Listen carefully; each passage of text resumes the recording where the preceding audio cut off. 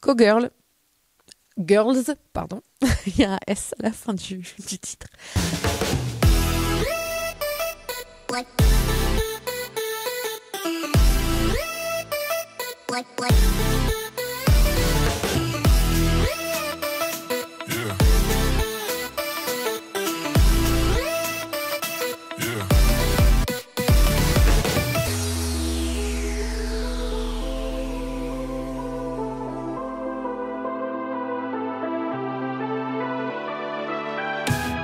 Une pièce avec un peu plus, on va pas dire expérimental parce que on n'est pas à ce niveau-là, mais qui m'a permis de tester des choses que j'avais jamais testées avant, notamment l'implication avec la technique et la lumière, un petit peu le côté boucle temporale, le côté point de vue, subjectivité du comédien, du personnage, etc., du public et tout. J'avais vraiment apprécié. J'étais le seul homme en fait de la pièce.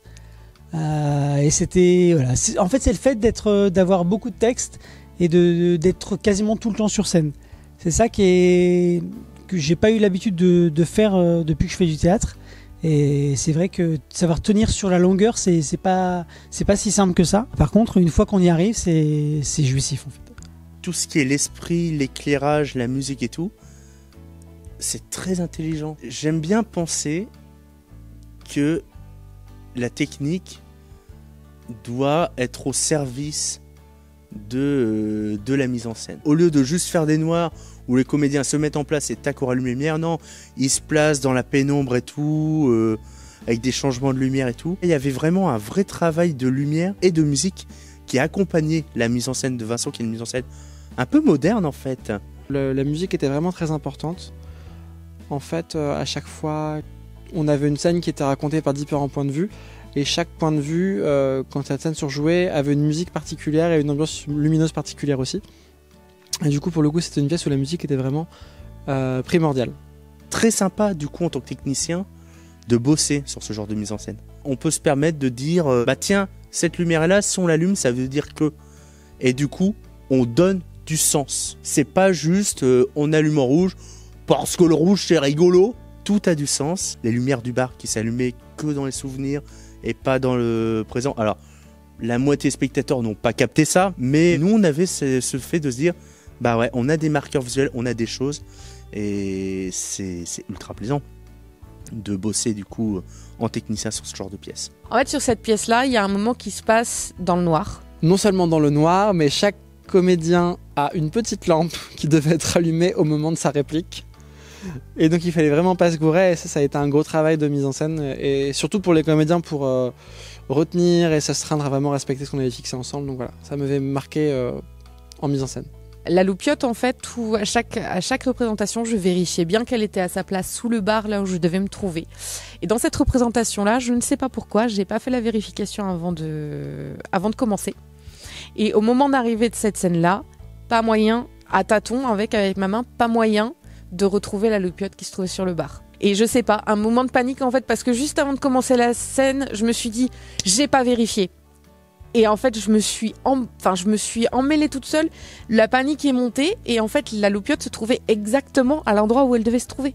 À quelques millimètres de là où se trouvait ma main, j'aurais dû la trouver, et j'y suis pas arrivée. Moi, j'ai beaucoup aimé et trouvé vraiment aussi très très bien, en tant que spectatrice, le décor de Cogirl. Avec l'effet saloon, les tables, le bar et tout. Et j'avais une vision très précise de ce que je voulais vraiment faire un bar ancien, etc.